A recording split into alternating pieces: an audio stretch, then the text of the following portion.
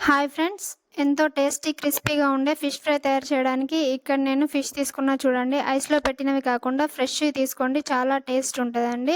ఒక బౌల్ తీసుకొని అందులో కారం, ఉప్పు, పసుపు, ధనియా పౌడర్, అల్లం వెల్లుల్లి పేస్ట్, గరం మసాలా, ఆయిల్ ఇవన్నీ ఏసి ఇలా కలపాలి. కార్న్‌ఫ్లోర్ లేకున్నా కూడా ఫిష్ అనేది చాలా క్రిస్పీగా వస్తది. చాలా అంటే చాలా క్రిస్పీగా ఉంటది. నేను చెప్పిన విధంగా ఒకసారి ట్రై చేయండి. తప్పకుండా క్రిస్పీగా వస్తది ఫిష్ అనేది.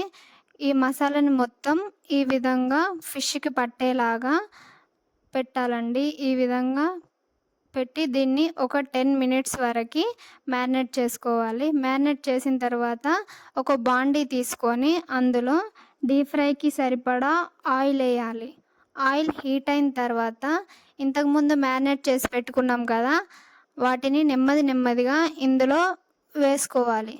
వేసిన తర్వాత వీటిని ఒక 2 మినిట్స్ వరకి కదపొద్దండి.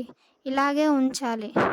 ఇందులోనే కరివేపాకెయ్యాలి. కరివేపాకు ఎందుకంటే స్మెల్ కోసమండి. స్మెల్ మరియు టేస్ట్ కూడా చాలా బాగొస్తది. ఎప్పుడైనా కరివేపాకేసి ట్రై చేశారా? ఒక్కసారి ట్రై చేయండి. చాలా బావుంటది. ఒక 5 మినిట్స్ తర్వాత ఇలా టర్న్ చేసుకోవాలి. ఒకవైపు వేగిన తర్వాత మరో వైపుకి కూడా ఇలా టర్న్ చేస్తూ ఉండాలి. ఇవి మొత్తం గోల్డెన్ కలర్ వచ్చే వరకు వేయించుకోవాలి. చూడండి, గోల్డెన్ కలర్‌లో వచ్చాయి గదండీ! ఈ విధంగా వచ్చే వరకి వేయించుకోవాలి. చూడండి, వీటిని చూస్తేనే నోరూరిపోతుంది గదండీ!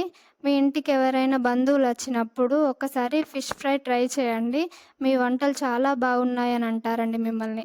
ఒకసారి ట్రై చేసి చూడండి. ప్లీజ్ నా ఛానల్‌ని మాత్రం సబ్స్క్రైబ్ చేయండి, లైక్ చేయండి, షేర్ చేయండి. మరిన్ని వంటల కోసం కామెంట్ బాక్స్‌లో కామెంట్ చేయండి. ఈ వేగిన ఫిష్ ముక్కల్ని ఈ విధంగా ఒక్కొక్కటి తీసి ప్లేట్‌లో పెట్టుకోవాలండి. ఈ విధంగా తీసి ప్లేట్‌లో పెట్టుకున్న తర్వాత దీనిపైన నిమ్మరసం అండి. నిమ్మరసం ఎయ్యాలి. నిమ్మరసం ఏసి దీన్ని ఆనియన్స్‌తో తిని చూడండి. చాలా అంటే చాలా బావుంటదండి టేస్ట్. ఒక్కసారి ట్రై చేయండి.